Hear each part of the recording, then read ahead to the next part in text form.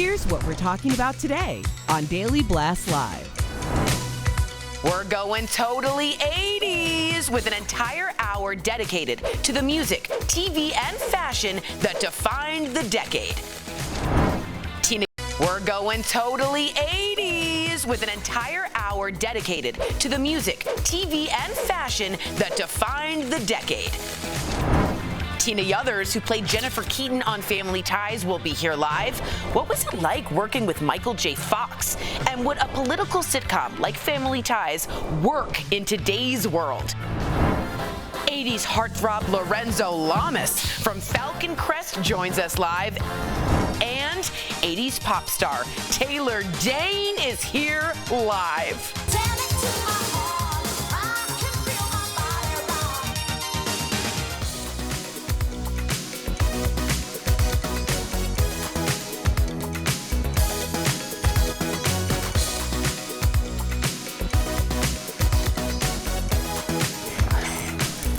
Oh my gosh. Okay, before we address the elephant in the room, very important, we want to wish everybody a happy Veterans Day and a big thank you to all the military veterans out there for your service. Absolutely. Not enough words. Absolutely. All right, so, hello. We've got a very special show for you today. It's our DBL Goes Totally 80s episode where we're celebrating this very rad decade, all that came with it. And if you notice, we're all decked out in our 80s outfits. How are you all feeling, revisiting? I mean, we were all born in the 80s. How are you feeling? I feel really wide. Oh, ouch. 70s, baby. Oh, really? Yeah. 78, yeah. Wow. I feel really wide, like an upside down triangle, and it's so unflattering. But I'm excited. Okay. I actually am the opposite. You dig it? Whether it's politics or 80s, we're the opposite, huh? I like it. I like your guy liner. I didn't get to even see myself. It looks put good, it on, Jeff. But I'm like, I was looking in the mirror, I'm like, I wouldn't mind rocking this. You look like the preppy, like when you look back in 80s movies, like you're like the Andrew McCarthy, like preppy Usha Day. I said that in Pig Latin because I'm not sure if I can say that. Oh, I gotcha. Yes. I would like it. What about you, E? I'm loving this. This is apparently 80s Oscar de la Renta. Oh my word. Erica got Oscar de la Renta. How did you get that? Because she's Erica. It fit. Yeah. It fit. Of course it did. Yeah. How about you, Sam? How you love it. Don't even lie. You know I do. Yes. And your bangs look good. I'm an 80s baby. I did my own bangs, even though Miss Destiny did the awesome ponytail. I said, wait. I certainly remember how to do a wave back in 4th and 5th grade. Give it to me. All right. The 80s were dominated by a lot of really big hit TV shows. We all watched them. Some of the most popular included The Cosby Show, The Golden Girls, who can forget Cheers, and of course, Family Ties. More than 35 million Americans tuned in to watch that show every Wednesday or Thursday night. So we have a very special guest joining us from that show. Here's a little hint. I have a problem, Alex. Jennifer, you're 11 years old. You got a roof over your head? You're fed every day? Don't pay taxes? What kind of problem could you possibly have? Oh my gosh, I remember that episode. You know her as Jennifer Keaton on Family. Tina Yothers, everybody. Are you? Hello. And you're wearing what, like an 80s wig, or you just still have the 80s hair? You're not ready to let go of the decade? I'm sorry. When you're voted by MTV the worst hair of the decade, you rock it for your whole life. That's my favorite. Lean into it. Yeah, there it is. Just kidding. I love it. All right, Tina, we are celebrating all things 80s today. So I really wanted to get to ask you, not just on the show, the entire 80s, what was your favorite part of that decade? It's just such a decade. Decades since then have kind of just been blah. Yeah. The music, the style. Since then, the styles have been like ripping off little pieces of our generations that we created. Not that I'm totally proud of the hairstyle and some of the clothes, but it was a good time. It was a good time. Do you have a favorite, the music? The music. What's your go-to 80s song? Right. I mean, I love it all. I listen to the 80s all the time. I love the Cars. I love the Police.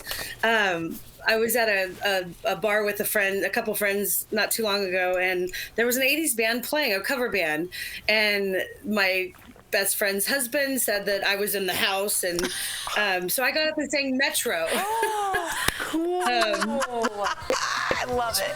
Oh, here we go. There you go. There's a little Metro reminiscent for you. I'm having flashbacks to the way we're dressed, talking to you, the music, but we can't talk 80s TV without talking about Family Ties, of course. Such a good show. But you were the youngest member of that cast for so many years. What was that like for you? Were they really your second family or no? Oh, for sure, for sure.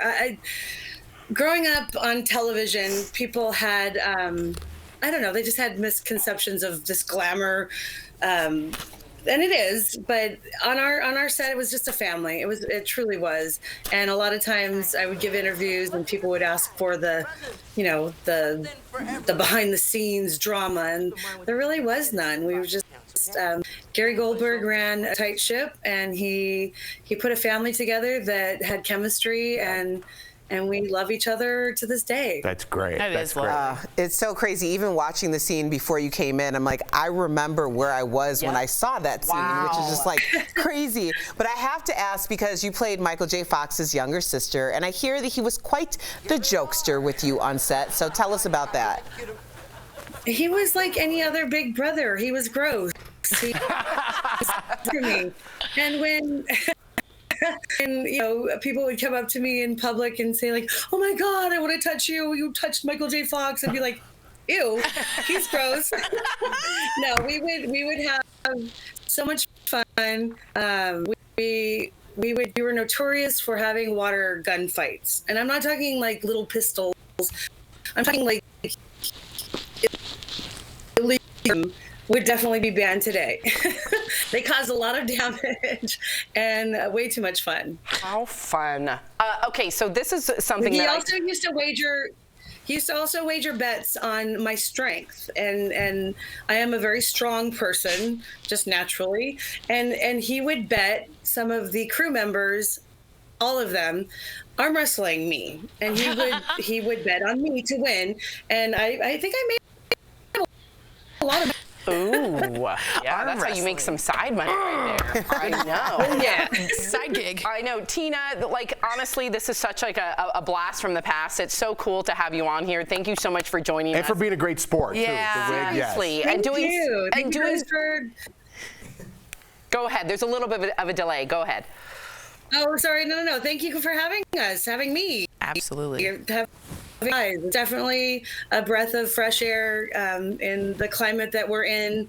I think Family Ties would do justice in this time and this political craziness that we're going through. I think a little peace between everyone would be a nice breath of fresh air. Beautifully said. So watch Family Ties. It's in reruns. Thank you for doing such a great job kicking off our special Totally 80s episode. We appreciate you, and for all of you at home, Tina is currently working on a book. Ooh. So make sure to keep an eye out for that. Very cool. Thank you, Tina. Coming up on this special 80s edition of DBL, heartthrob Lorenzo Lamas from Falcon Crest will be here live. Plus, who could forget the Milli Vanilli lip sync scandal? Oh, he's wearing your coat, Tori. We're diving back into the wild headlines from the 80s that had everyone talking. Some hamburger places give you a lot less beef on a lot of bun. Where's the beef? At Wendy's, we serve a hamburger we modestly call a single. And Wendy's single has more beef than the Whopper or Big Mac. At Wendy's, you get more beef and less bun. Hey, where's the beef?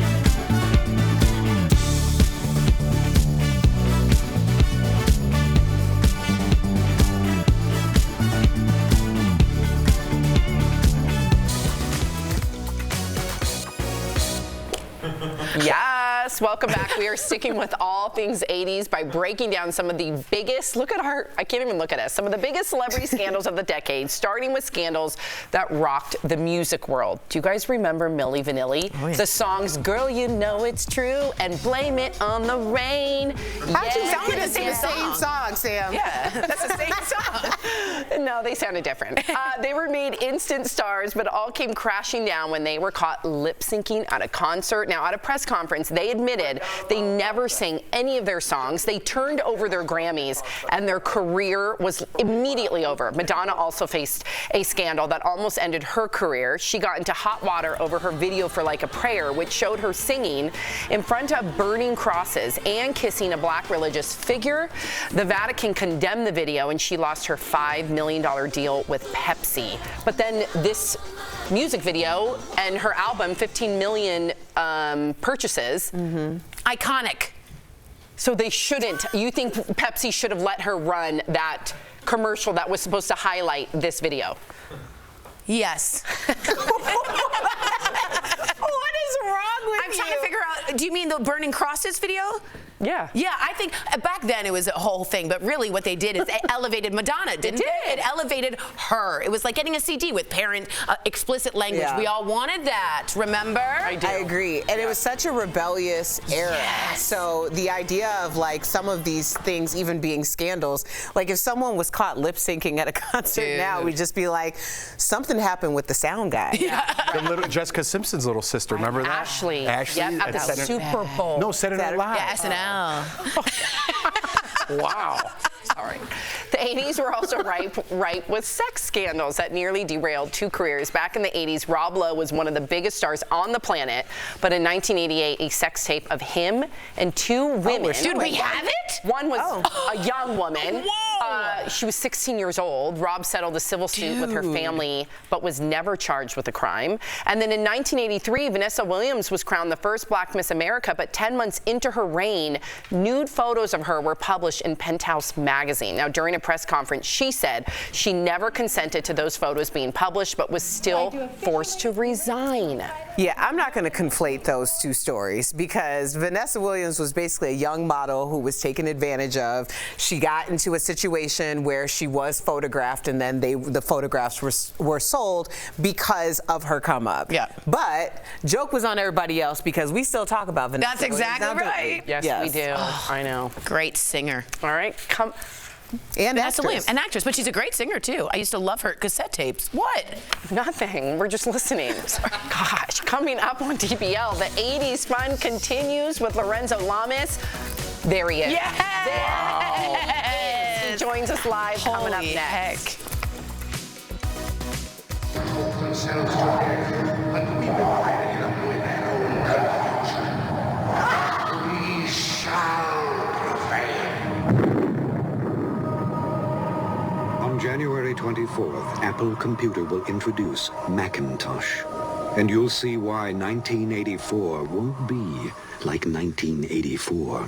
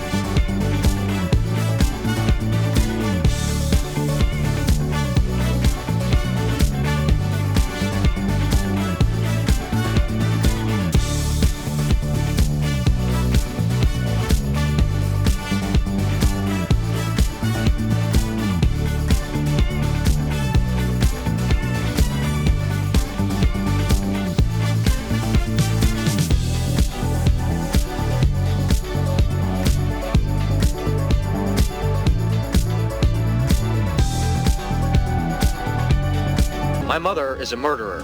Well, Lance, in a strange way, so is mine. Chase isn't gonna die, Maggie. You're not gonna let him die. We are going to prosper and we are going to grow. Ooh, spicy. Welcome back. Primetime soap operas took over our TVs in the 80s. And in the vineyards of California, you found rivalry, romance, and a family feud at the Falcon Crest Winery. And in the middle of it was Playboy Lance Comes In. From the hit drama series Falcon Crest, we are joined by Lance himself, Lorenzo Lamas. Welcome. Thank you, ladies and gentlemen. Thank you so much. Lorenzo, I got to say, you look cuter than ever. You look cute. And I saw you watching those old clips. Yeah, there you go. Yeah. There we go. Little silver. Silver fox. Rocking it, buddy. Falcon Crest style. All right. So you were just 21 when Falcon Crest started. Do you remember what you were doing when you actually found out you got that role? Because I know enough to rule. Oh, well, I'd only been in television for maybe 2 or 3 years. You know, I had a couple of series that didn't, last very long for Lorimar. And, I had just finished doing a series with Linda Hamilton. That series got canceled after 9 episodes. So no legs to that one. But then I was asked to audition for Lance. That's so nice. And the rest is history. Yeah, the rest is there history. There couldn't be another Lance. No, there's one Lance. This Lance. Right. Oscar and Golden Globe winner. Luckily for me, there was just one. just one. It's not Darren's from Bewitched. Oscar and Golden Globe winner Jane Wyman played your grandmother in Falcon Crest, and I wanted to know if you knew how big of a star she was when you found out you were on a show with her. And I love you too. Well, sure, because my father and her had done a show years before. The night I was born, my dad was filming the live Jane Wyman show. No way. And he got called to the hospital in the middle of the second act, and Jane almost never forgave him. So the first time I met her on the set, she goes, "I hope you don't leave me without a second act, buddy." Wow. That's a crazy story. I know. That's like divine intervention there. Thank you for sharing that. So you were also an 80s heartthrob, big time. How did that make you feel? Well, I was just happy to have a label, Because everybody needs to be typecast in a certain way to continue to work. So a lot of actors complain about the typecasting. I never did because I felt it was actually, something that would continue to give me work. So I never the heartthrob is kind of it's a little simple in terms of like how it's supposed to describe a guy. My father used to say he hated the word macho, which was also an 80s term. You heard it all the time. Because in Spanish, macho means male. It doesn't mean, chain-wearing, hairy-chested, Corvette-driving guys. He hated that moniker. You're describing Jeff. In the 80s. Right. Jeff is in the 80s today. No, macho, to my father, macho meant male, meaning being able to cry, being able to share emotion, being able to be a partner to his woman, That's what a real man or a male is supposed to be, not the macho thing.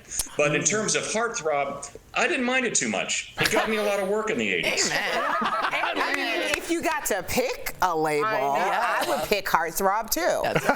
Okay, so let's talk about it. Since we're celebrating everything about the 80s, we want to know how you would describe the 80s. Oh, my, wild, chaotic, free. It seemed like entertainment was like on a wild abandon. Anything goes. Humor was so free then.